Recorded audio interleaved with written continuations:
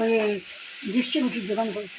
হ্যাঁ, ডিস্ট্রিবিউটির দোকান করেছে। ডিস্ট্রিবিউটার বলতে ডিস্ট্রিবিউটির মানে বিস্কুট বিস্কুট। বলো পরে কি ওটা আবার বটতলায়? ওই যে এই পাশে বাড়ি যে বিড়ি খেতে গিয়ে বুড়াটা যে মরে গেছে। ও